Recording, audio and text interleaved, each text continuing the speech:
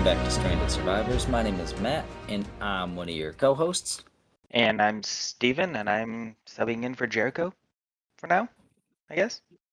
Yeah, yeah, Jericho is still Mr. Hollywood with his streaming career, so check him out. He's pretty hot stuff. But Steven, Joe Daddy, how are you doing, man? I'm doing extremely well. I mean, better than last week, but one day at a time, you know what I mean? Kind of keep pushing forward. How's the wife and kids?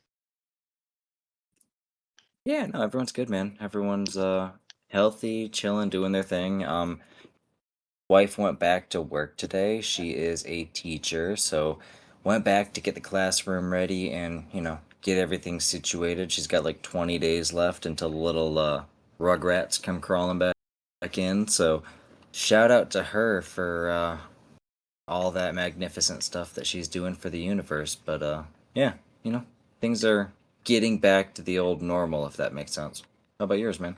Oh, um, yeah, I mean it's Monday, so I mean nothing much. Just kiddos had daycare, or Everly did, and then we're pretty much exhausted from the weekend. It was a pretty eventful weekend. We hung out a lot, and then took the kids to the zoo on Sunday. Oh my gosh. My daughter loves the zoo. She loves animals. And she got to see an alligator for the first time. And they did a feeding, and she was freaking out. She was so excited. Did not understand why the alligator was clomping down so hard and like flat thrashing around. She thought he was hurt. It was so funny. So cute. That's adorable, man. The joys of experiencing things through the eyes of a child once again, right? Oh, 100%, man. And it had such an impact on her. And she never talked about alligators or anything before. But we told her she did really well going through the zoo and handling everything. She could do the carousel, I think it's called, where they have little animals and they go Yeah. around in a circle. Is that called Yeah. carousel? Yeah, Okay, yeah. cool. I couldn't think. Yeah, I couldn't think of the name. But they had a alligator one, and she would not ride on anything other than that. And she was trying to say alligator, and she kept saying like LG or something like that. It was so cute. That is adorable. Oh my gosh. Well, new favorite animal unlocked, right? Yeah, for the next like couple days, yeah. It'll change here soon. Nice. Truer words have never been spoken, I swear. So what'd you guys do over the weekend? We went to a it's kind of like a zoo, kind of like a farm, kind of like a I don't know, man, it's a Michigan thing. Went to this place that basically like you go in and it's a petting zoo, but it's a giant farm, so they got pigs, goats, cows, you know, caribou, because who doesn't pet caribou? And not caribou, man, that's a wrong animal.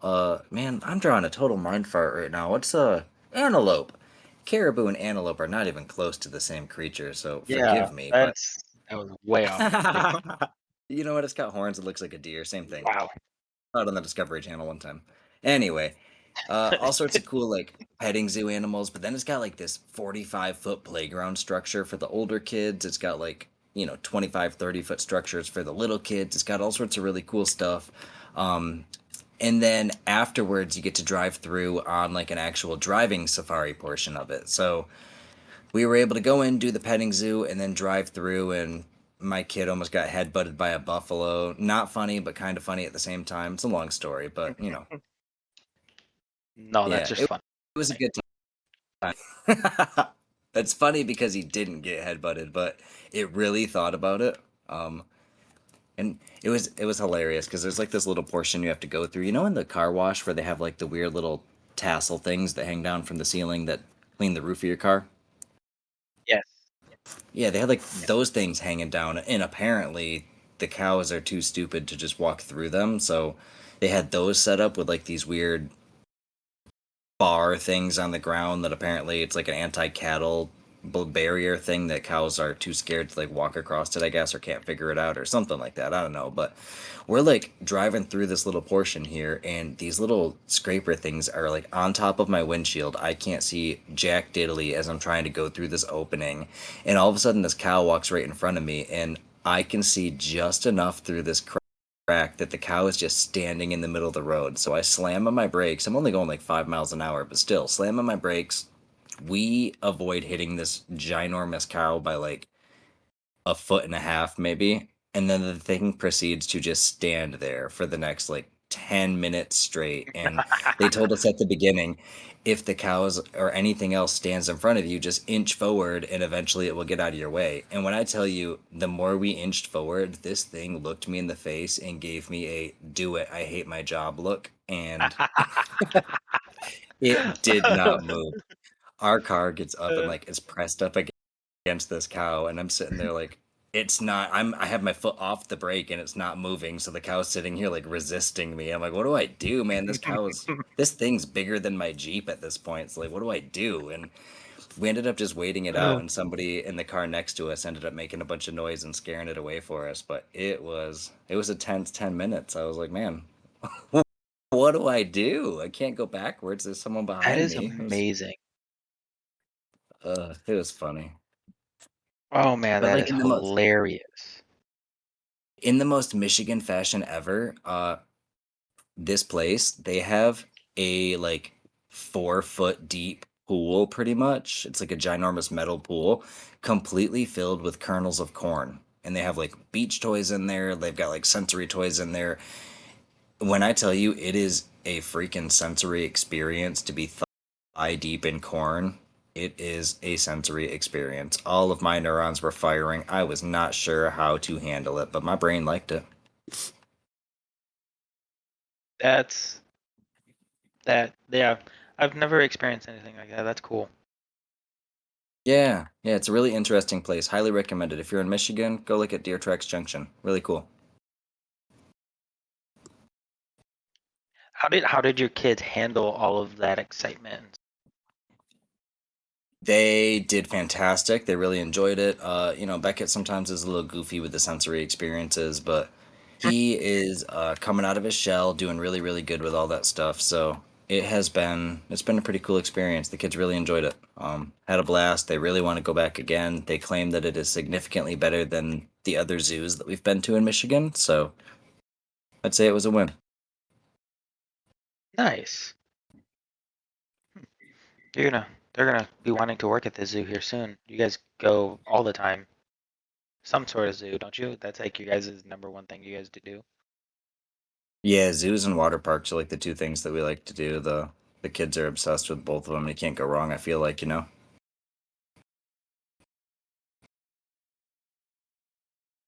By the way, side note, just because it's on my mind, I am flying through Arc right now, and there is a lot more activity going on. Thinking a lot more people are joining. There's new builds coming up everywhere, and they're really nice. They're just not the typical like just random like boxes and stuff. No, they're actual like really intricate builds, and it's really nice to see. Yeah, we got some real builders on the server, and I really appreciate the effort people are putting into the things on the server. And this isn't even for like the tournament yet. This is just literally, people doing their thing. So imagine the Yeah, stuff I'm people are going to make for this build tournament. I'm actually flying over there right now to kind of see if there's anyone pre-building or getting some stuff going on, so I can see a little backbone and some stuff going on, hopefully, and maybe shout them out. Ooh, okay. I'll be real excited to see. Yeah, yeah, I'm excited to see what's going to go on too. I have a vision for who's going to build what, and it's just sort of based on the builds I've seen people throw together. So I am coming into this tournament with like a vision, and I'm hoping that everybody blows me out of the water with some crazy stuff. I don't want to Oh, see a I cabin. agree. I don't want to see a box. I want to see something weird. Yeah, I There's two people. I think if they actually do it, one person is gonna surprise me 100%, and I'm excited to see what they build just because I know him very well, and that's gonna be Chuck. He was Oh yeah, talking about Chuck's it gonna in go crazy. Discord. Yeah, he was talking about it in Discord, and when he puts his mind to something, that man will go out and do some crazy stuff. So I'm excited because I don't know how well he is at building. I've never actually seen any of his actual builds, but I just know the kind of person he is. I think he's gonna come up with something pretty nice, and he's very he likes competitions. He likes to win. He doesn't like to lose. So No, if yeah, no. If anyone's there's hearing this, oh, keep going. Yeah, no, if there's something to win, Chuck's got to get it. So he is going to try really, really hard to snag that Master Builder title in the Discord. And I don't know if you did you even see the second thing that I added to the post for the other prize? Oh no, I did not. Okay, hear me out, man. Hear me out. I'm really excited about this. I am going to build as close to probably Blue Ob, maybe, because that's a pretty like easy to get to area that I feel like everybody sees right off the bat. Someplace really, really obvious. I would like to build a Hall of Fame. I want to start like I want Woohoo! to make a really nice building. We can even have like the server build it. Maybe the master builder can be in charge of building it for us. Actually, yeah, the master builder will earn the right to build the server Hall of Fame. And then we're going to put in a dermis of whoever wins, like basically take their body and stuff it in there, put it up in the Hall of Fame. We're going to put a plaque above their head saying what they won, what their title is, what the date was of the competition, and we're going to create a Hall of Fame for the winner of every single event coming up. Oh, that is awesome. Yeah, dude, it's gonna be really, really cool. So we can even go as far as to, if you've got like a tame that was really important to you or something like that, we can even put in like a little taxidermy of that Memorial. tame. Figure it out. Yeah, like a something. We'll figure it out. Yeah, But it'd be cool to commemorate those people that are putting in the time and effort. that I love that idea. I love that idea. That is awesome. Yeah, it's gonna be pretty cool. All right. You want to get into talking about the questions? Yeah, you want to start Do you have with any? we do. Yeah, we've got some responses from or comments, I guess, from last week. Looks like we got 7 of them. So let's go through those real quick. We did a whole bunch of comments last week, so we're going to try to keep it rolling this week. Looks like these ones are a little more straightforward, so this will be good. From Lockland, number 1. Hi, guys. Sorry I haven't been able to listen. That's okay. We forgive you. This episode came out for me on a Saturday. Yeah, I know, man. I'm promising more consistency. So that will definitely happen. Sorry about that. Otters are S tier. You are correct. You guys should do an event for the coolest dino. Define coolest. There's a lot of subjective ways to look at that, but I'm all for If it. yeah, That'd be really good. if you're gonna say coolest dino, I mean Dilo wins every time. That is a debate for a whole nother year. Loved the episode. Lachlan out. Thank you, Lachlan. We really appreciate that comment. Otters are S tier. You are correct. By far the coolest dino. So whoever has an otter wins. Up next, Hard to we argue with got that one. Hop On Arc here. Yeah, I built my little lighthouse on those rock areas off Viking Bay towards the Wyvern Scar. Yeah, that I like that. I saw that little area there. I've been trying to figure out how to get a more silo style roof, but the way that you made the roof on that lighthouse, I kind of like it. It's really nice. So, good job. That was a nice build, Hop. Chef Buns. Steven understood, and Steven don't sound very similar. And also, it's Steven with a V. You cannot trust Steven with a PH. Those PH fellas are shifty. And as far as food Good. knowledge, what do you want to know? Also, not a professional chef at all, just thoroughly enjoy cooking. Okay. He's a real OG then. Yep. Yep. I like it. He is with a V, not a PH. We can trust him. Yeah, yeah, he gets the debate. So, Chef Buns, you get the pass. You get the approval. Welcome to the Steven Council. What food knowledge do we want from the guy? He's offering us food knowledge. He thoroughly enjoys it. Oh, How does okay, he here cook we his go. steak? Oh, yeah. How do you cook your steak? There's a lot of wrong ways to That's do my it. question. Yes, there's only one or two really good ways to cook a steak, and I'm curious on what he does because I love steak. I eat steak as many times as I can a week. Steak and potatoes, I'm basic. Steak, potatoes, and green beans, I'm happy. Give me that every day. Listen to this guy, such an American. Yep. I just say that because But I'm what were you gonna jealous. I ask? eat so much chicken. I don't know. I don't know, man. There's like whatever they say, the 120 folds on a chef's hat is like each one is for a different way to cook an egg. What's the Hmm. what's the best way to what's the strangest way to cook an egg? 100 and something ways to cook an egg? I feel like there's not that many ways to cook an egg. So what's the weirdest way to cook an egg that you've ever heard of? Ooh, Huh. I'd Maybe that's say the question of the day. my weirdest would be like blanched. Blanched? What does that even mean? Like in cold water? Uh, I don't know. I just heard it on TV show. No idea what it is. I just heard it on TV show once. I think you're thinking of That's my Kate knowledge Blanch, of and that's a cooking. different person. I don't know. I want the recipe I'm for I sorry. don't know, Chaotic Misfit says. That's funny. Yeah, we that is like the most popular request in my house is a good old plate of I don't know. So whatever the recipe is for that, send it to me and we'll put it on a Pinterest. Ooh, can never go wrong on Uh a Pinterest. no, it can't. Equifax. Do what y'all did in the early days. Arc news too slow? Time to bust out 7 days to die, baby. You know what? Hmm. I actually, speaking of that, Steven, did you know that there was Oh, a update for 7 Days to massive Die update. recently? Oh, I did. Oh, I did. A whole update. They changed a whole bunch of the loot spawning. They removed the N tier loot spawning cap so you can continue to increase your loot stage late game, which is huge. For arc comparison people, what that basically means is the way the game was designed was once you hit level 90 for conversation, you can no longer find a blueprint that's ever higher than 400%. So like they put a hard cap on everything. They now removed that so you can like continue to expand your late game stuff. That's great. They added like 8 unique new zombies. Look at us, we're turning this mental health episode into a 7 Days to Die episode now. We'll get back to that later. But long story short, great idea, Equifox. Great idea.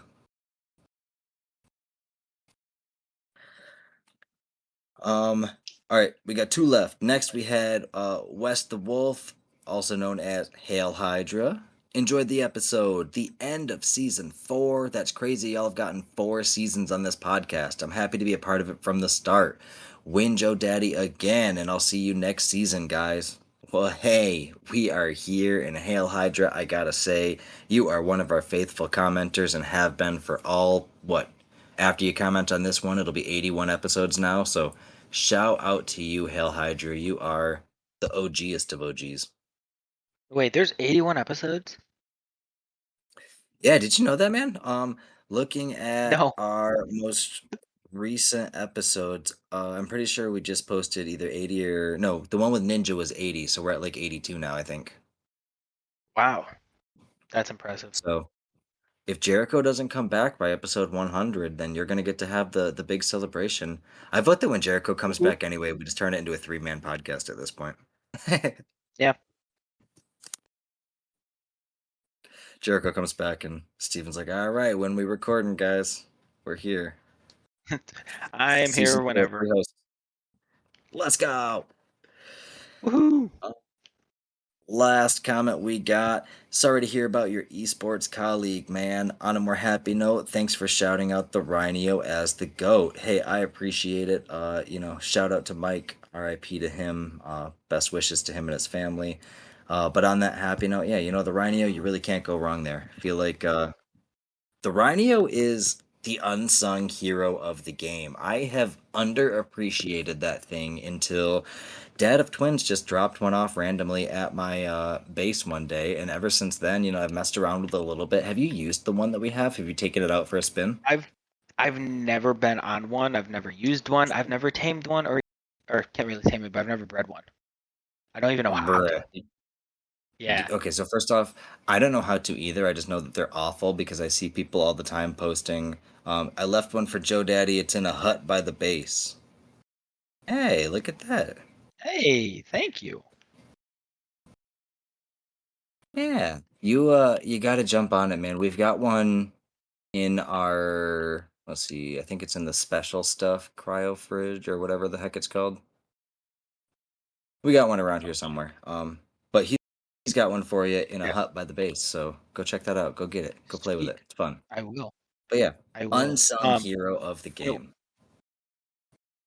when it comes to dinos, though, I'm very picky because if it has to do with me taming it, I don't want to do it.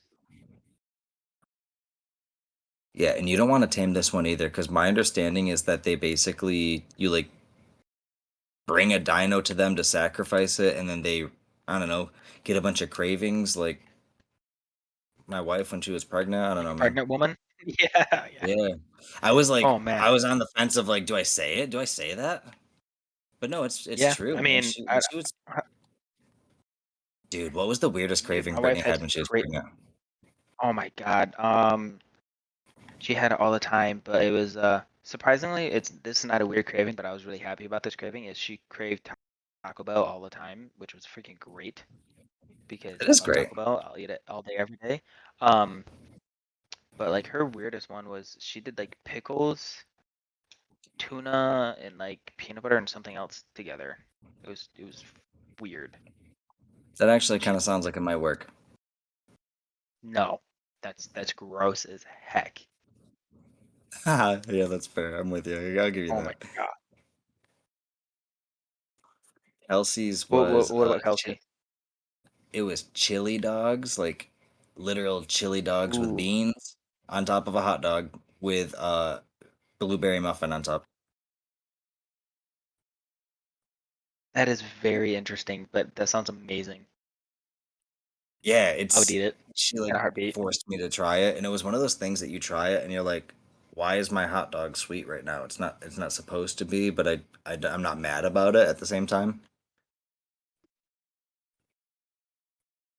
Yeah, man. So rhinos, they do crazy things to you. So take that into consideration. And Um, I will state this for the record, I will never breed or tame one ever in my whole arc existence. no, no, I won't either. I'm just gonna let a Nope. legend like Dad of Twins drop one off, and I'm gonna clap my hands and jump up and down. Eat 100%. I'll get my knee pads ready. All right, I'm not in charge of that, but I still love you. So uh, let's jump over to. I want to talk about dossier of the day, and then we've got some important stuff to dive into today. We talked a little bit of ARC, we did our community stuff, but I want to dive into just a real surface level mental health awareness episode, and then we're gonna go deeper into it in the next few episodes. This is going to be sort of a mental health introductory episode. We're going to talk about the importance of mental health in gaming and as a gaming community. I've got some questions sent in from our community that I'm going to read out and we're going to talk about. And then Joe Daddy's got some questions we're going to talk about. I've got some things to bring up. And then in the next few weeks, we're going to dive into one episode about physical health and well being and how that can tie into video games and how you can incorporate that into our favorite hobbies. Then we're going to talk about a deeper level of mental health and how we can use video games actually as therapy. And then we're going to dive into an episode about the spiritual aspect of things and how, your spiritual health has an impact on everything. So we're going to try to encompass the full human experience and try to create as many healthy humans as we can, you know? So in the next few episodes, that's what you can expect. But Speaking of mental health and the magic that it works, I want to real quick dossier of the week talk about the Leopleurodon. Are you familiar with that tame at all, Stephen? No. What does it look like?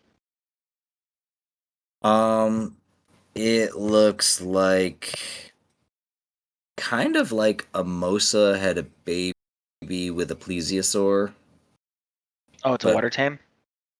like the size of a basil. Okay, so Um, it is a water tame. If it is, then I do not know anything about it because I stay away from the ocean.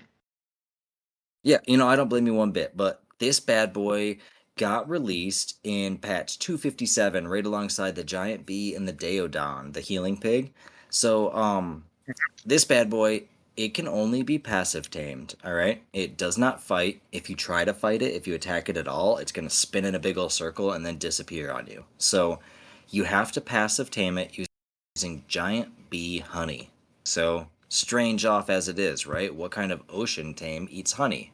Um, this thing's real funky. So once you tame it, it's only going to be tamed for 30 minutes. After that, so it gives you the mystical skin oil buff for 6 hours after you tame it.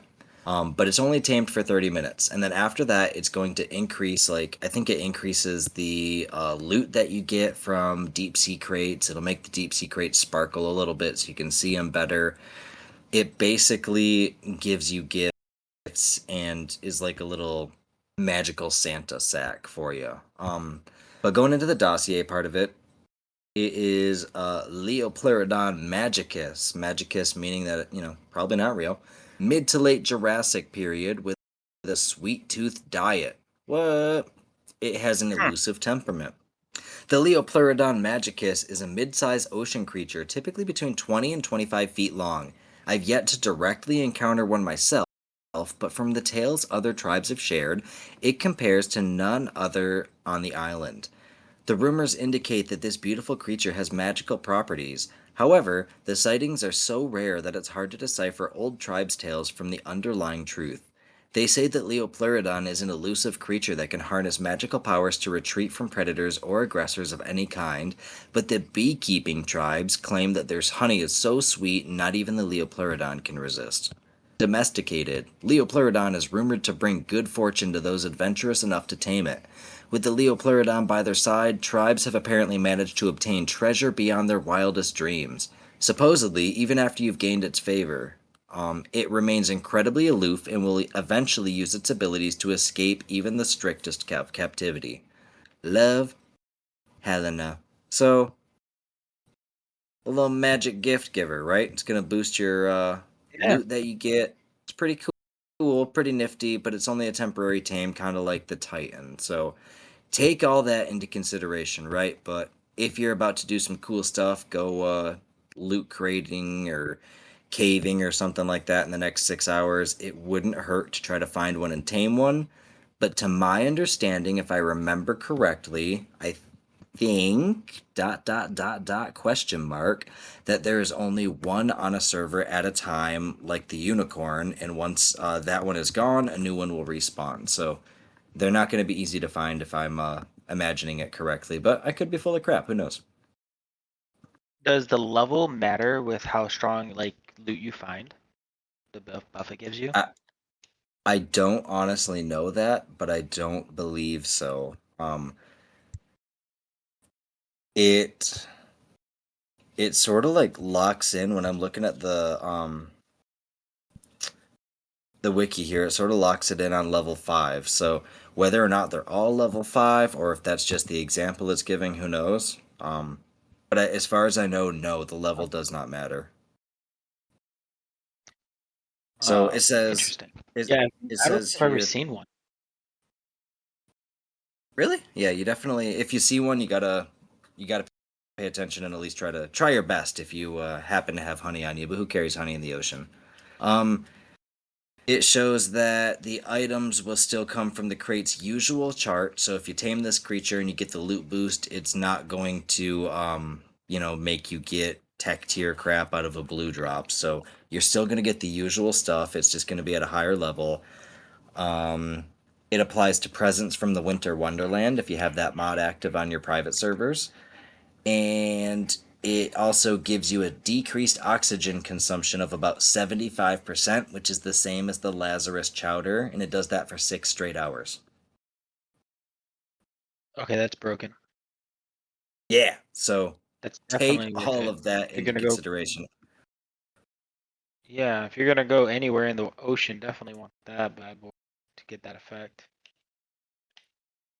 Yeah. Fun fact, it's also immune to being stunned by jellyfish and eels. It cannot be grabbed by a squid's tentacles. On official servers, it only spawns in at level 5. There we go. Let's So see. does it die easy? So like, can you ride it and stuff? Like take it into caves and stuff, since it doesn't get A- shocked. According to the wiki here, it says that it's a fairly strong water mount with a high melee and health, and it's useful for deep sea exploration. So apparently, for that 30-minute gap that you're allowed to keep it tamed, it's pretty solid. Hmm. Is it on every map? Yeah. Good question. To my knowledge, every map that has an ocean, yes. They're just a very rare spawn. Okay. Now I kind of want to go find one. Yeah, yeah, go off on an adventure. Have fun. I'm not going. I'm not going So, in the water by myself. Crazy. speaking of going on an adventure, let's dive into that surface level community questions about mental health and stuff like that. And then I am curious to hear any questions you have, and then I've got some stuff to talk about too. So, do you want to go first, or do you Wait, want to do the community questions first? I think I think we should give a little background of why we want to do it. So, like, talk about mental health with the community, and like what drives us to do it. Because me and you both have a passion for mental health, and making sure like we help others and stuff like that. And it's always been like a thing with both of us. Y- More for you, and especially with the career field you're going into. But I think it'd be good to kind of give that example in a sense of like why and the passion behind it. Yeah, yeah, context is important. You go first. Okay, so for me, dang, I wasn't expecting to go first. Okay, then I Uh, can go first yeah, then. I was not expecting to go first. Put on the spot. So yeah, mental health is it's one of those things, man. I grew up in that awkward generation of you're not supposed to talk about your feelings, but being, my parents were laxed enough that it was I don't know, man. It's all of this boils down to say that, everybody's got an interesting childhood. Everybody's got their things that they are trying to figure out and maneuver through in your adulthood. But mental health has been something that's always crept up on me. It's been something that I have struggled with most of my life. I have been, in therapy for most of my life, and there's no shame in that. And I have, I've been through a lot, man. I've been through a lot when it comes to mental health. I've seen some really, really dark spots. I've seen some yesterdays that make you worry about tomorrows, and I'm honored to have come out on top of everything and with a sound enough set of coping skills that I feel like I did enough time in the darkness of the tunnels. I figured out how to light my torch, and I'm not ready to leave the tunnel yet. I want to get as many people out of that tunnel as I can before I leave myself. So I just feel like the people that struggle the most are the ones that can help the most. And I feel like it's my turn to help. I've gotten enough help. Now it's my turn to give the help. So I'm going into grad school in a few weeks here to be a social work, master of social work. I'm going to do private practice counseling, and I am going to provide essentially therapy to the people of probably underprivileged communities and the people that can't quite afford mental health services, because there was a period where I didn't get mental health services because I just couldn't afford it, and that's BS. If your arm is broken, you go to the doctors and you get a cast. You figure out how to buy a cast. But for some reason, mental health is something that myself and millions of other people out there, many, many people, men and women alike, and everyone in between, that all say, I can't afford therapy right now, so I'll figure it out later. And unfortunately, in the case of too many people, later doesn't come soon enough. So that's why I'm here. And I love that. I love that. And knowing who you are, that is going to be easily done for you. Like you're gonna have no problem. I know once grad school starts for you, it's gonna get extremely difficult, but with how much passion you have for it and your drive to better yourself, better your community, not a problem. That's gonna get easily done. Yeah. Yeah, I always wanted to make a difference, and I'm pretty sure this is the surefire way to do it, man. You make a difference in one person's life, they make a difference in their kids and their grandkids, and if you can fix one major transgenerational problem, you have fixed 100 people before you die. Mm-hmm. Mm-hmm. And I love it. For me, I never struggled too much with mental health itself. Um, but I've seen the struggle with a lot of my close friends. I've lost many through suicide, and it sucks because I wasn't old enough to understand what they needed or how I could have been as a friend and how I could have helped more. Um, as I got older, um, that struggle turned into anger, and I went to a lot of therapy, mostly because I almost killed a kid um, out of anger, and so I went to therapy for years to control the anger, and it all stemmed from me not feeling adequate enough to help others, and so I was always angry because of that. Um, and so for me, it's just I don't want to be mad at myself. I want to be able to help others as much as possible, fill that void, and make sure that I can always be there for someone. It doesn't matter who it is. Like, you know me enough. Like, if someone needs something, I don't care if you're a close friend or barely met me. I'll give you the shirt off my back and help you any way I can. Um, and that's kind of how I've lived my whole life and my adult life, at least, into serving others as much as possible. Absolutely, man. That's a fantastic way to turn around. Everybody makes mistakes. Everybody struggles with something at some point, and it sounds like you had acted out before you got the help you needed. But now that you've gotten the proper help from the proper professionals, look at the difference it made in your life, man. And you're one of Mhm. the most even-keeled, mellow people that I know. So to hear that you struggled with your anger to that level would be surprising to anyone who knows you on a personal level. Yep, usually is. Then I have to explain the story and the whole story. But uh, it, I'll explain a portion of it. So a lot of people who know me personally know that I'm extremely dyslexic. My reading is very little. My reading comprehension is very little, just because it's very difficult for me to understand and read because I'm reading hieroglyphics most of the time. But I find a way to figure it out. So all through school, I was always in the special needs classes for it. And a lot of my friends were special needs. Uh, a good friend of mine, she was Down syndrome, and she got picked on by a guy and was bullying her a lot and told him to stop, and he wouldn't, and he kept doing it. And so one day I went ballistic and threw him through a plate glass window, got on top of him, almost killed him, and hit a teacher and got in trouble with the law and got forced into therapy from anger and so on and so forth. And yeah.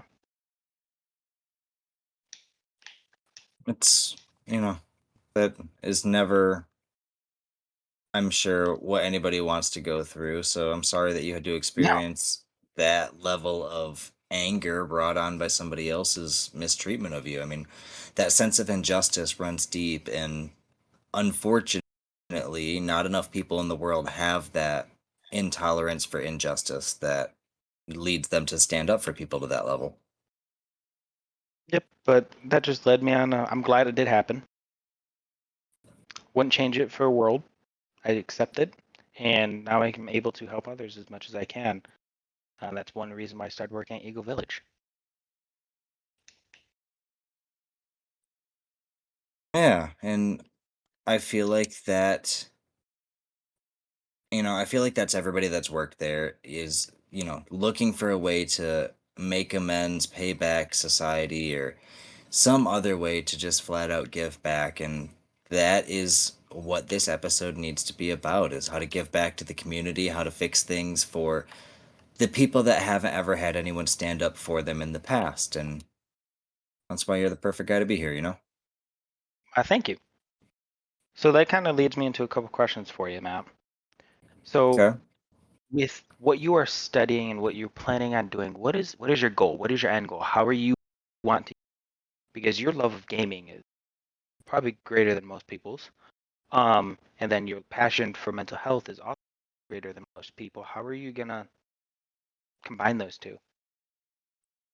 Yeah, there are a lot of people out in the world, especially men. I'm gonna rely heavily on that. Women, please, and everyone else in between, please don't think that I don't feel your struggles as well. But men's mental health is something that gets neglected quite often, and unfortunately, there's like this weird, especially in America, there's this weird trope of, I'm not supposed to talk about my mental health, and it's not okay to not be okay, and I want to use gaming as a way to completely shatter that. You have no idea. I mean, you do, because you've been there. Maybe not through some of the more outbursty moments, but you have seen firsthand, especially in Dungeons and Dragons.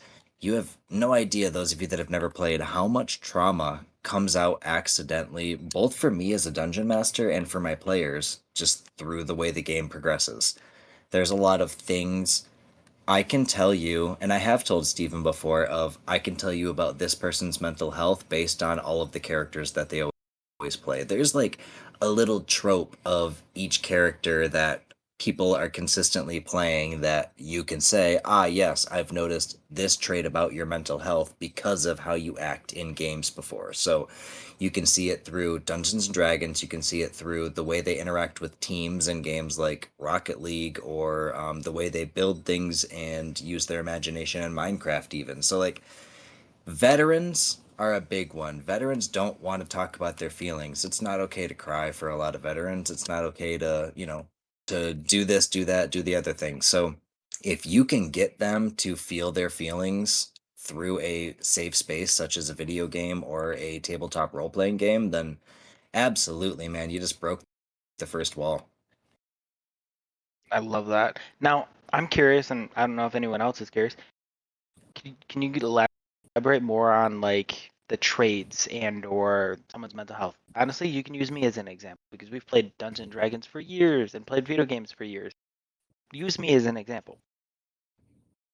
Yeah, I have noticed. So, not only in Dungeons and Dragons, but in Arc as well, I could use examples from both ones. But your character playstyle always is falling back on the doing X, Y, and Z to either help somebody that is important to you, basically protect somebody who is, too weak to stand up for themselves, or to have an immense amount of power to basically crap on everybody who craps on everyone else. So, like, you seem to have this desire for power to then control the playing field, to then make sure that people are being treated the way that you have decided is appropriate. So, like, that control for power, but for the need to protect rather than rule, if that makes sense.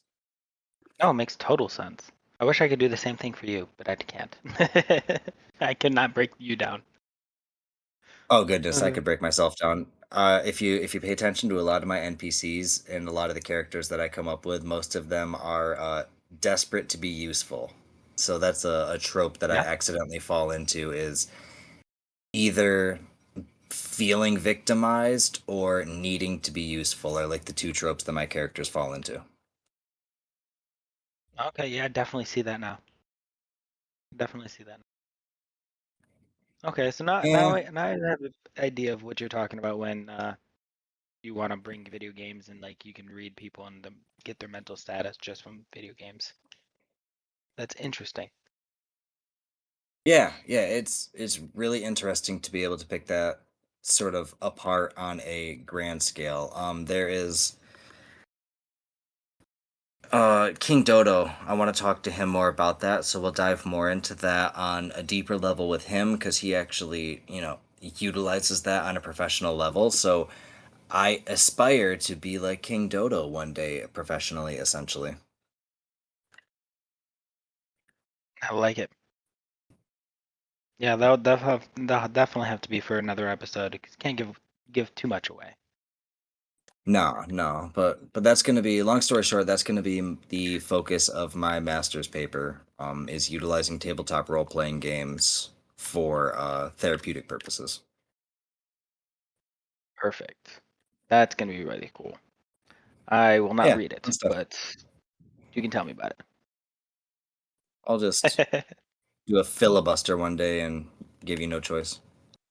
Yeah, that's fine with me. Um, Now kind of stemming off of that, what's your idea with um trying to talk about mental health on the podcast?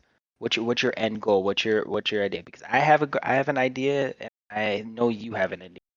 I want to see how they line up. Yeah, so my end goal is to basically just educate. If we can educate one human being and make a difference for one person, just to plant a seed, even, that's really all I want. We've got a big community. We've got a decent amount of people that listen each week, and statistically speaking, I know many of you are out there struggling with anxiety and depression. Other mental illnesses and other mental health concerns that are going on. And hey, I am too. There's no shame in that in any way, shape, or form. But if nothing else, I want everyone to realize that there is absolutely no shame in talking about things and reaching out for help. And if you disagree with that, then please open a dialogue with me because I would love to have that hot debate. Okay, I like it. I like it. That Of lines up course. fairly similar to what I was having visioning in a sense. Um, but my whole thinking of like just being able to build a community like that you already have, but build it, make it a little bit more stronger, more of a community that is there to help each other instead of just play video games, instead of just listening to a podcast. But one person in the community is struggling with something, we all rally around them to help them through it, so that they always feel like there's someone there to be with them because there is. You're part of a community to help. Yeah, absolutely. And I don't want to we're all about anonymity here on this episode, but there have been a couple pillars in the community that have gone through some scary and tough times in the past, God, 3 or 4 months, and a lot of uncertainty in the future and just scary moments, and having a community that's able to not only be able to share that with each other, but be behind them, be pitching out ideas and suggestions for them. And like it was really nice to see that when people are in need in our community, we all really do come together and stay strong beyond the video game, which is really really nice. I really really love the community we have here. So if you are one of the people that are struggling, or if anything's going on or anything tricky, man, the trial version of life after you hit 18, when it ends, like, it's hard. So to not be afraid to ask the questions. Hmm. And one thing my personal struggle most recently is like when I started having kids. Oh man, I was not prepared. And I didn't have a Yeah. community at all. There was nothing I couldn't find anything to help me. I could find things to help my wife because we went through a lot of terrible things that most parents wouldn't have to go through. Um, and there was no support system or community I could join to even talk about anything or even talk to someone about it. Yeah, of course you were there. Um, but Yeah, but you I don't want that for someone else. So I would love to have a community where like, and not saying females aren't included by any means. That's not where I'm going with it. It's just from my own personal experience. M- New dads, they don't get talked about at all. Um, it's all about the mothers, which of course their bodies went through tremendous agony and stress and can't ever understand that, especially being a male, but the fathers do go through a lot as well because they're seeing their wife, their loved one go through all of that, and then all the added pressure and everything else. It's not talked about enough.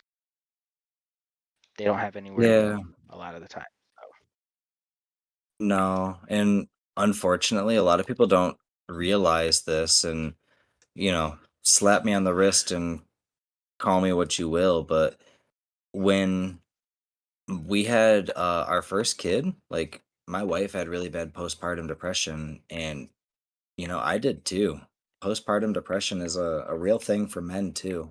uh-huh. There was a long period there where you come to the realization of, like you said, nobody cares about anything that you are experiencing, and it's not about you because, and we all know that as fathers, we know that it's not about you. You did not birth the child. You did not carry the child for 9 months.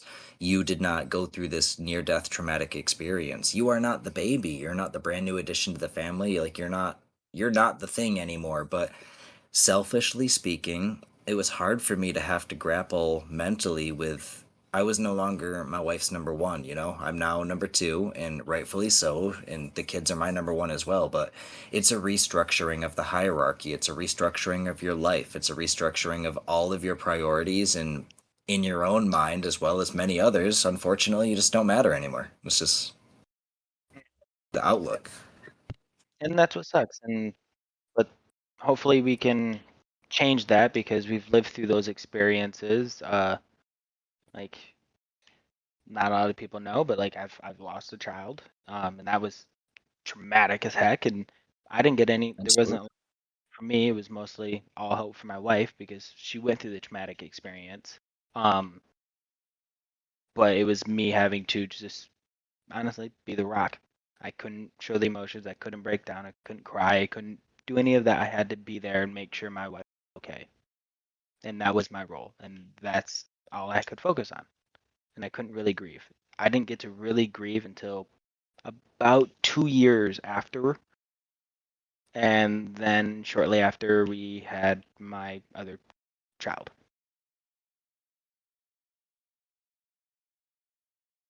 And how do you advise people that are going through that type of unimaginable scenario? That's not something many people have experience with, but the people that are going through that and are feeling alone and are sitting in a spot right now where they feel like they have to be the rock and can't talk about it. What's your advice for someone going through that to avoid the self isolation and just bluntly the pain of that moment Weirdly enough, talk to someone you don't know.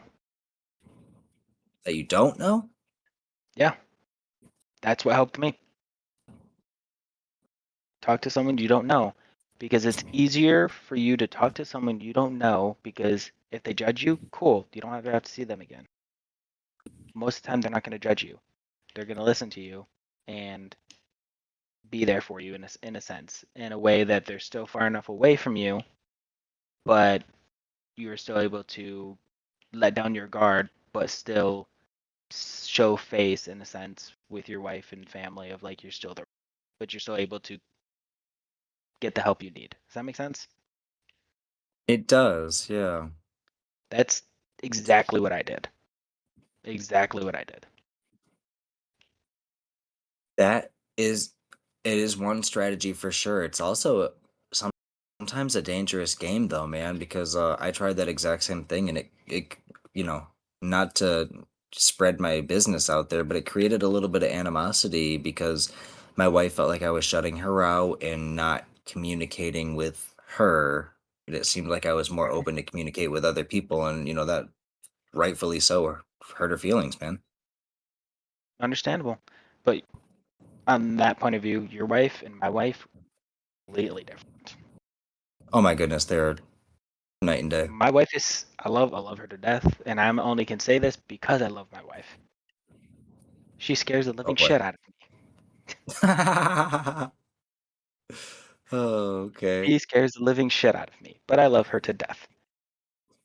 Do we have our emotional talks? Yes. Are they very far and few between? Yes. But that's just kind of how we work. Yeah. No, I totally get that. Yeah, that makes total sense. So, I mean, I guess the moral of the story is it really boils down to knowing your partner and knowing what the best approach is for the given situations. Everything's different for everyone. So, any advice that we have or anything we talk about, just know that your situation is very different than ours, and ours is very different than the next person's. Hmm. And so where I was getting with that is talking to someone you don't know. Let's say someone would want to talk to you, Matt, from the community. They know you, Yep. but they don't really know you. But you're in a position where you can help them and give them, you know what I mean? So that would also work in my scenario. Is like if I had a community that I could pour my heart and soul out to someone, let's say Ninja, and talk to him about everything, just get everything off my chest. I know Ninja would be there. He would give me support. He'd help me through it. But I don't really know Ninja like that. He's not in my everyday life. He's not in my inner circle. You know what I mean? Yeah. Yeah, no, that makes total sense. He's not on a day-to-day person you got to see face to face. It's not a conversation to have at the water cooler at work, is basically what I'm getting out of that. Yeah, yeah. So sometimes it's easier to have those conversations with someone you don't see every day, and you don't have that weird awkwardness of like, the weird awkwardness after you have a one night stand and you see the person the next day. Yeah, No, that kind of never. awkwardness. No. Um, I'm a sheltered person. okay. I'm a wholesome human. Oh goodness. You understand the Well, concept. You understand the yeah, concept. no, I'm being a smart aleck at this point. Yes, I understand the concept and totally get where you're coming from. It makes total sense to me, and I guess that's arguably the basis of therapy. You start pouring your heart out to somebody you don't know, and through the repetition of that conversation, eventually you build that relationship. So you Mhm. are essentially describing the foundation of therapy, my good guy. Oh, wow. Do I get bachelor's degree now? I mean, if you do, I'm gonna need about $45,000 because that's Oh, customary, right? yeah. I got let me check. Let me check the vault real quick. I got about 10K crystal. Does that count? Am I paying that? Yeah, that's fair. Yeah, I'm sure it's worth something as long as they're quartz or amethyst, right? Yeah. So Goodness. recapping a little bit, for the next couple episodes, we're gonna have a couple like people, pillars in the community that we know that we've kind of reached out to that we feel are gonna have some very unique ways of going about mental health, both completely different but also very similar the same way. One of them we're hoping to get on is King Dodo.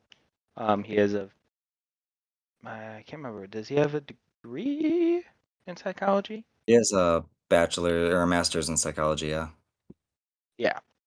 Okay. And then the other one we're gonna try to get on is Hop. Hop plays. He has a master's degree in spiritual and scripture and stuff, ministry, and he Yeah, has a very unique take on um, mental health, and he's has some very good insights on it.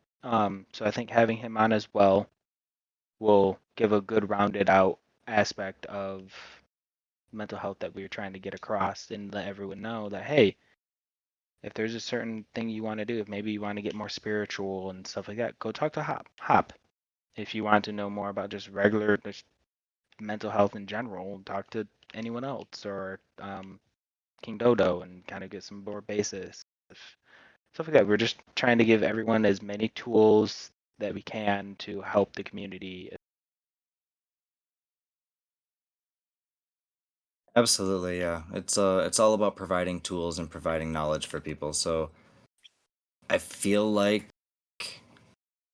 we have a very, very good community. We've got a lot of very well educated people, and to be quite frank with you, mental health isn't something that, you only ask somebody who has a degree. Like, that's not a thing. So, there are a lot of people who have experienced a lot of things in life, and do not be afraid to lean on that expertise. Don't be afraid to extend it out to other people if you have that expertise. It takes a village, and it's more than a cliche. Love it. All right. Do you have any more? Do you have any more questions or anything, Matt? Um, no, just the reminder that we are all here for you, and there is a bunch of people that are there in your corner, even if you don't know us by name. We know you by heart, and you are important. You matter. Doesn't matter what you're going through, doesn't matter what you've done, what you've experienced. Just know that I'm thankful you're here. That's all I got. I like it. Now, I think in the beginning you did say a couple people anonymously had some questions or stuff like Yeah, that, right? yeah, From last episode. Do you want to jump yep. into those a little bit, or do you wanting to save those? Um, we let's jump into those real quick. Let's have you and I talk about those real quick, and then we will. I'm sure we'll have more come the next episode.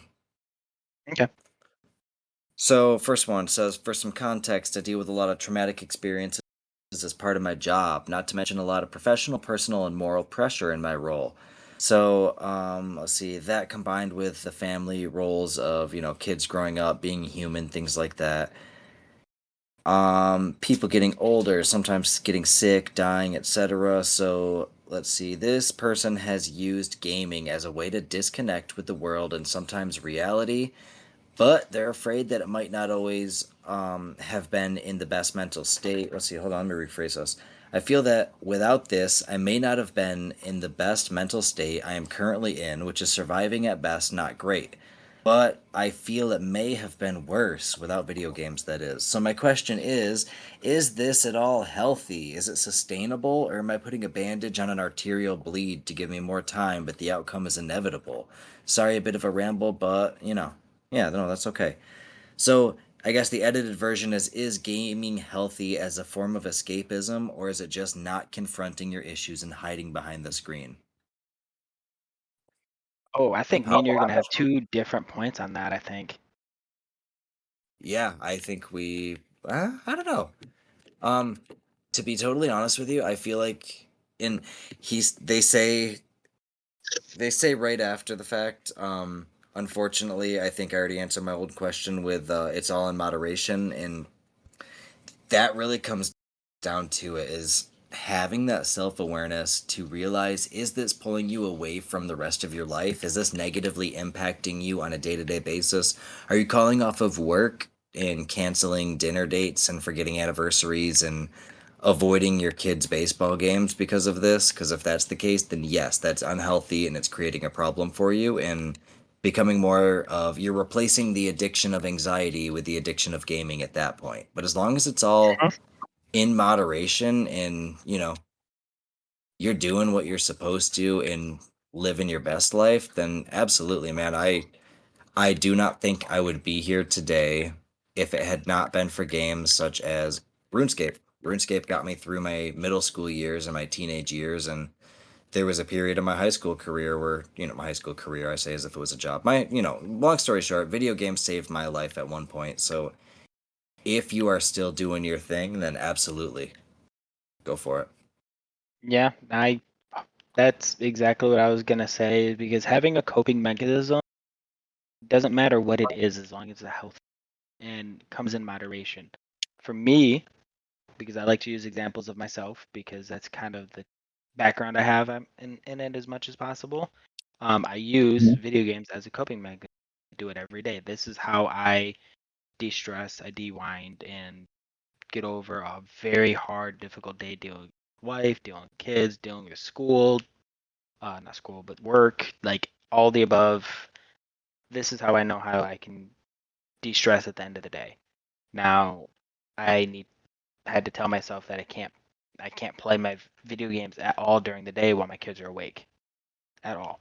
I don't get on no matter what, because if I do, then I know I'm kind of using it as a crutch to get away from the problems that I have. So by setting those boundaries and following them, it became a healthy one for me and healthy outlook. Um, just like some people use drinking as a de-stressor. You can, it's okay to do so, but in moderation, in small amounts, and set limits for yourself. Say, if you like, okay, cool, at the end of the day, I want to have 2 or 3 beers before I go to bed. Cool, you can do that, that's fine. Don't turn that 2 to 3 beers into like 6 to 12 and do it every day and then going to work drunk or whatnot. Everything has to be in moderation, no matter what it is. Yeah, that really is the key right there. Everything's about setting those hard boundaries for yourself because if you're the type of person that can check yourself and, I have four is my magic number, you know what I mean? I'll have 4 beers and then once I hit my 4 beers, like that's good for me. I've had enough, I'm done. And if you can have that same limit with video games for conversation of you can tell when I'm starting to struggle with my mental health because my nights get longer. You know what I mean? All of a sudden I'm playing Call of Duty until 3 a.m., 4 a.m. and I'm pulling the like, oh, you're getting off type of thing at 4 in the morning. So like that I'm starting to show that I'm struggling because I'm not setting my boundaries. So maintaining a healthy boundary of being like, yes, I'm gonna play with Steven, we're gonna play some video games, but I need 7 hours of sleep, so I have to go to bed by X o'clock. Then, it's very important to set that hard limit for yourself. And then having someone to hold you accountable to it. Like me and Matt, we hold each other accountable fairly well to an extent. Um, with that, by making sure that we get our sleep, we get what we need to do. If it's a struggle to kind of reach out and hey, let's play some video games. It doesn't have to be. Don't even have to talk. Just, we'll just play something. Um, but knowing Yeah. that hey, we need to go to bed at a certain time. We need to make sure that we are still doing our everyday lives. Yep, that's absolutely it right there. Can't neglect what's most important. You got to remember why you're there in the first place, right? Yep. And then also, if you're playing with someone or that you trust, and you guys, and he, and they know your mental problems, I guess. I don't know if that's right wording. And they tell you, hey, you should get off and go to bed. You should listen. Yeah, those accountability partners are very important. You got to have somebody looking out in your corner. When I was younger, the question "Did you eat?" used to annoy me so badly because I took it offensively. Of like, "Oh my God, do you like not trust me enough that you don't even think I can feed myself?" But as you get older, you realize that those little reminders are the ways that people show you that they like really, really care about you and love you. So you need to have somebody in your corner that's asking you if you ate, if you drank enough water, if you got your sleep for the night. That reminds me because you used to ask me, I think almost every day, hey, did you eat today? No, did you have enough water? You used to do that to me while we were working together all the time because wasn't the greatest mental health, and I'm the workaholic where I'll just keep working and working and working and working, and I'll completely forget to eat for like 2 or 3 days. Yeah, that's so bad for you. Yeah, but uh, so you were my Yeah, accountability partner for a while. Like, oh yeah, I forgot to eat today. Okay, I guess I'll go eat.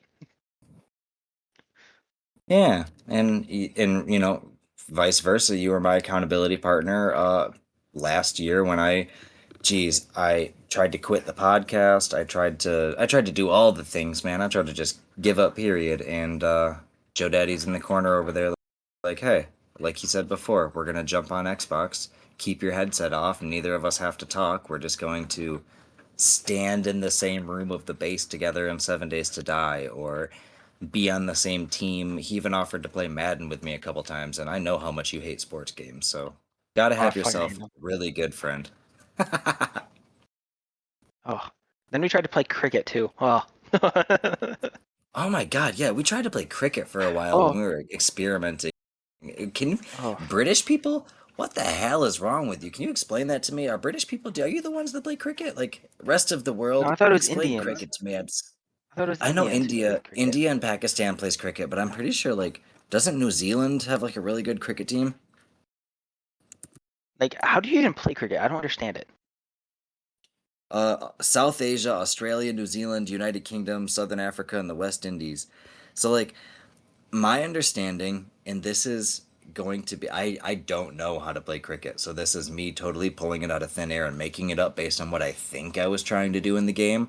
I'm pretty sure dude's got to pitch the ball, right? But he's got to chuck it down the thing, and I'm pretty sure he's trying to knock over those little candlestick things. And if they knock over the candlestick, they get a point, and you have to try to hit the ball to keep the candlestick safe. So you're like a goalie and a baseball batter at the same time. But I could be wrong. Who knows? Yeah, I don't know. We tried like two or three different times to try to play, and we couldn't even hit the ball half the time or pitch it. It was so bad. That was awful. It was terrible. But Oh god. it was so bad, and we just had so much fun sucking at a game that we forgot what was going on in our everyday life for 20, 30 minutes. And just enjoyed having fun and laughing. And the laughter is what got us through because laughter, weird thing to say, is a great medicine to heal. It is. And that is such a wonderful transition into this next question.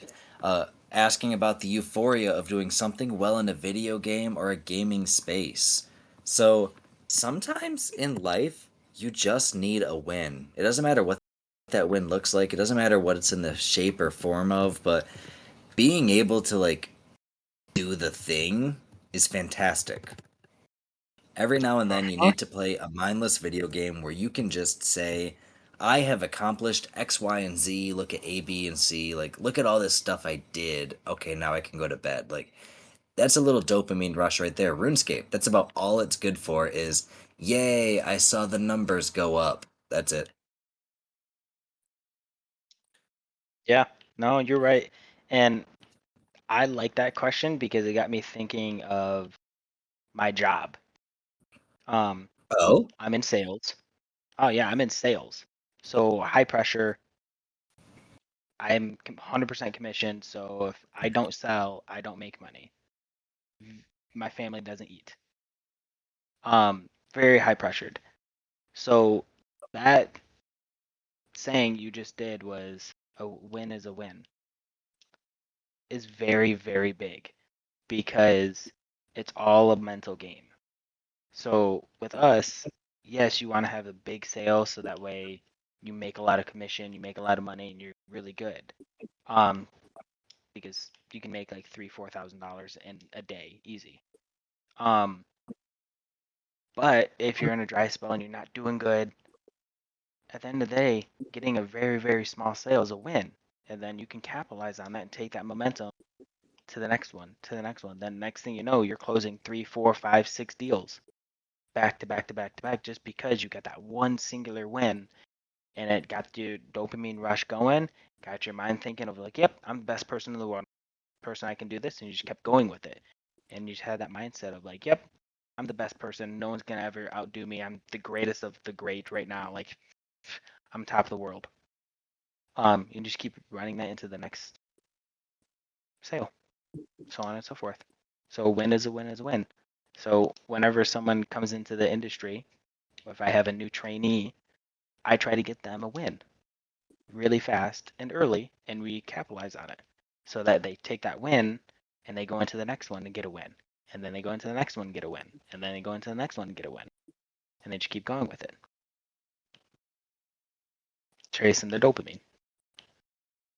Yeah, chasing that dopamine is very, very important. You got to find a healthy way to chase the dopamine because you don't want to be chasing it with, like if you met Wayne Gretzky on the side of the road and he, you know, dropped a hockey puck and you flipped it up to him and he told you you were the greatest hockey player ever. That's not like an obtainable dopamine rush that you're ever going to get again. You know what I mean? That's a stupid example, but you got to find a way that you're going to be able to reobtain this dopamine in a consistent way, like, a sale or a game or anything like that. Just the consistency is key. So you got to find a way to repeat it.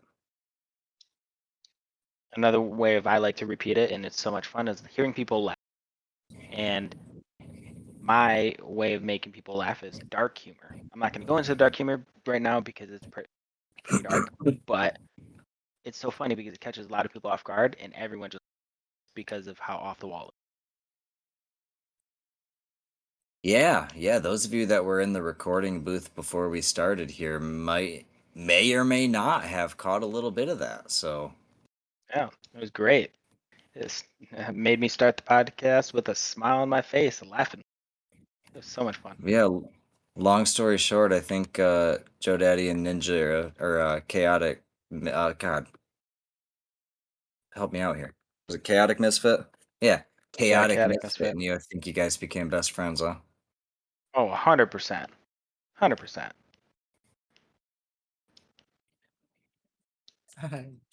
Flipping hooligans. All right.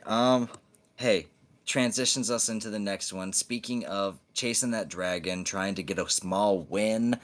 Sometimes we get caught up in the wins, right? Especially like things like Call of Duty, playing ranked play.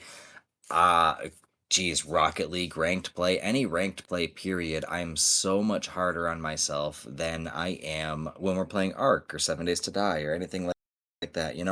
I can mess up in 7 Days to Die and destroy the wrong block and completely destroy our base and drop every item we've ever gotten and be like, dang, oh well.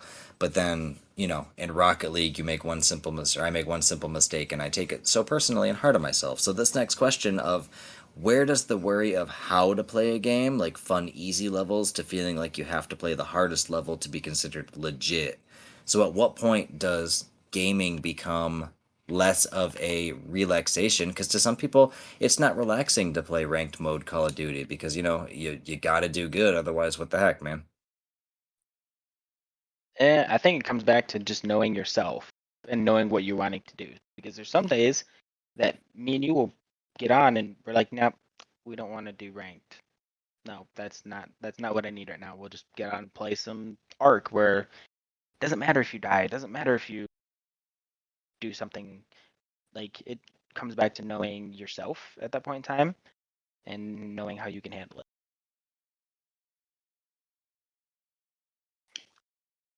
Yeah, yeah, absolutely. It's gotta be the right moment, and that, like you're saying, that comes down to feeling the vibe out of some days you're just not wanting to do the same old. Some days you gotta play cricket and sit there and giggle at the pure ridiculousness of it, even though you don't know how to play cricket. Like that's okay.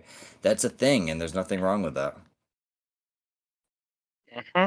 So I feel like if you are the type of gamer who has content locked yourself into anything of I have to hit Crimson rank in Call of Duty or I have to hit Alpha Ascension and Arc, like anytime you hit the I have to, that's when it stops being fun and starts being pressure. Once you start applying pressure on yourself, that's no longer a coping skill. That's now you are switching out your anxiety.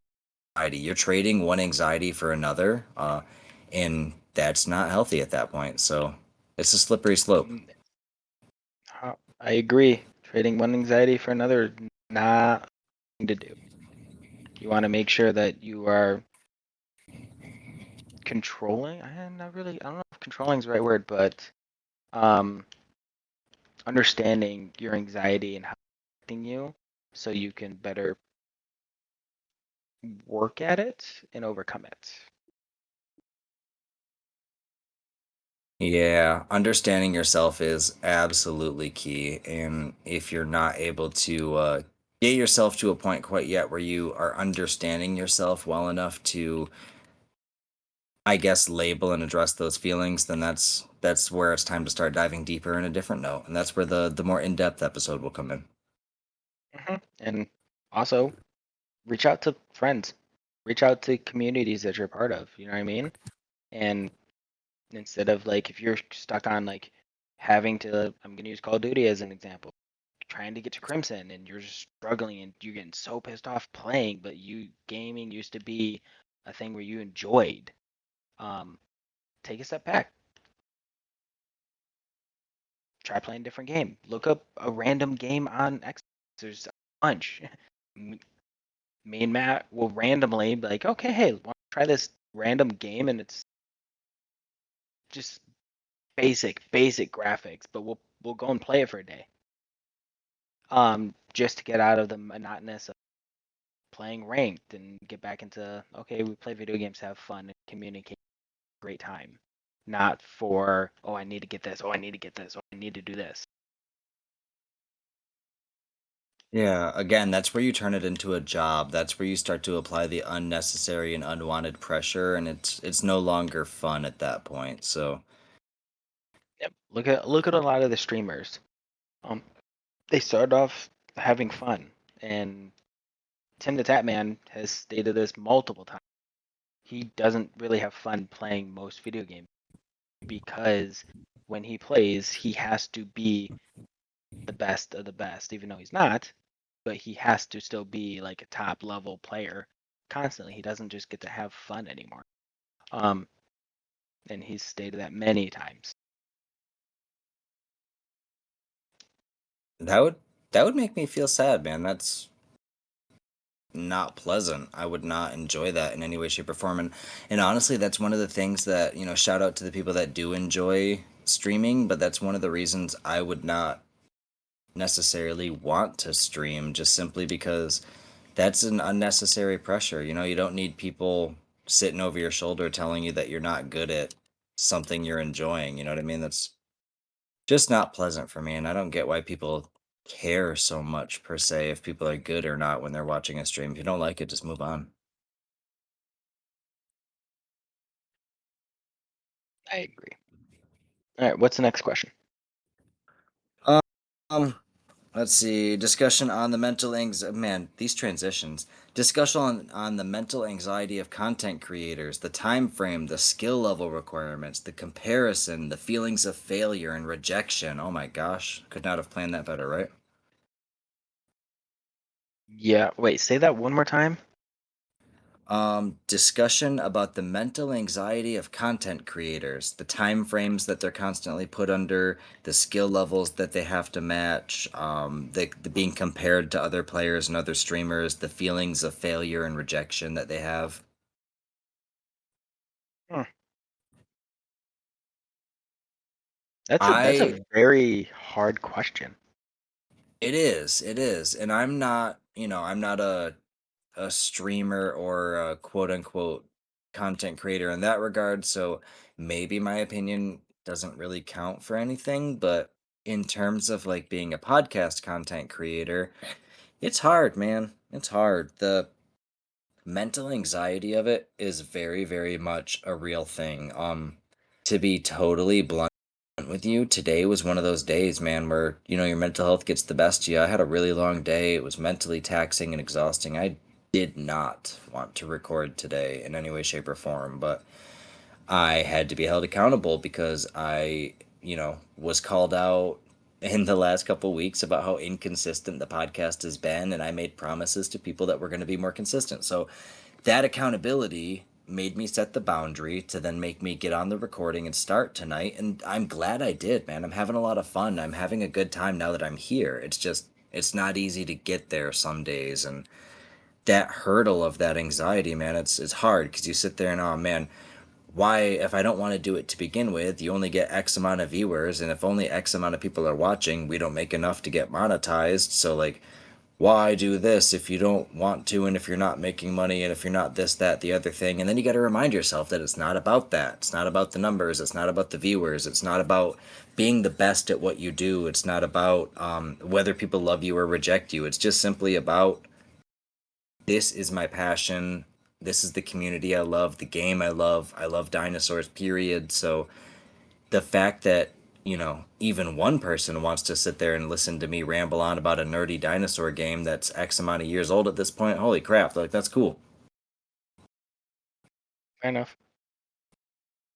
Yeah, I don't really have much to say about it, to be honest. That, yeah, Yeah, you said everything that needed to be said for me, in my point of view. sorry, stole the spotlight there. No, perfect. You said it perfectly. Yeah, that's a mental hurdle that you have to come over and address before you start streaming. If you go into it with the I need to start streaming because I want everyone to love me, you're gonna have a bad time. But if you go into it with the tee hee hee, I think I'm silly and somebody else probably will too, so I'm just gonna play video games and if you want to watch it, whatever. That's a great mentality. That's gonna get you somewhere. It's all about where you come from.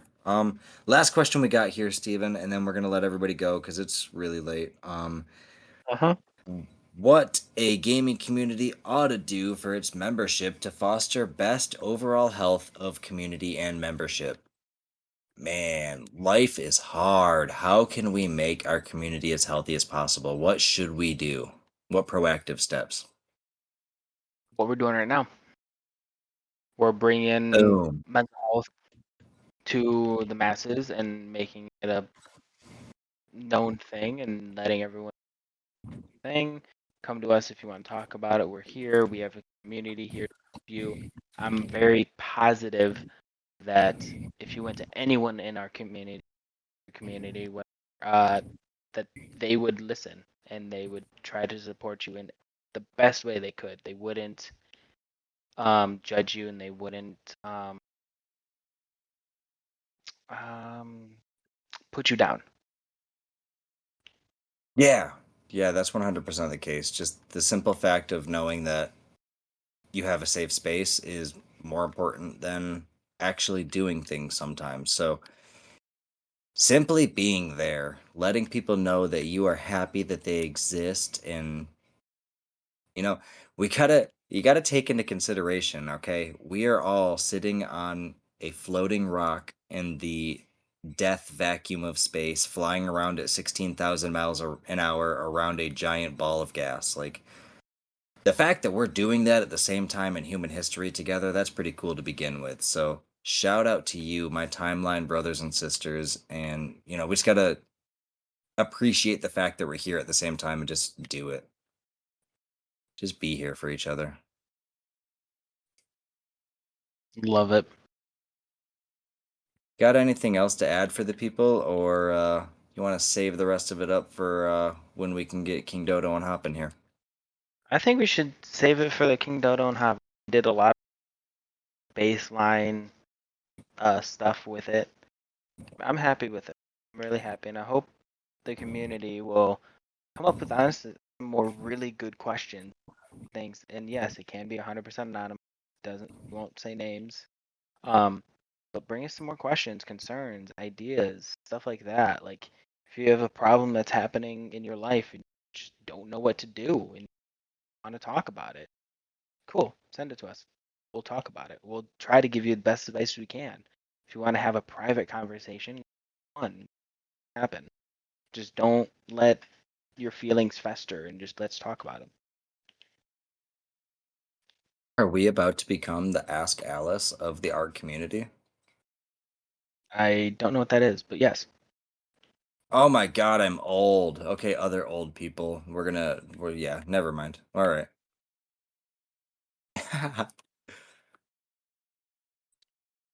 Yeah, basically, that's what we got there, folks. So, if you don't have anything else, Steven, I think it's about time we let everyone go. It's after midnight, and speaking of getting a full 8 hours of sleep, I'm now getting five, so it's bedtime. All right. All right. Have a great night, man. And it was great talk. Can't wait for the next Yeah, it episode. was a fun time.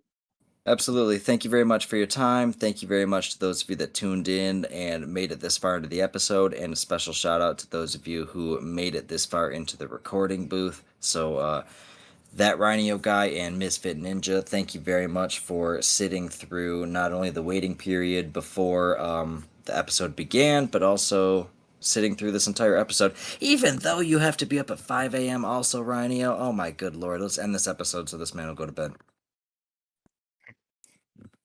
Alrighty, All right. folks. Appreciate you all. Keep on surviving. We will catch you next week. Make sure to maintain that mental health and just know you are important, you matter, and I'm thankful that you're here. Have a good week, guys.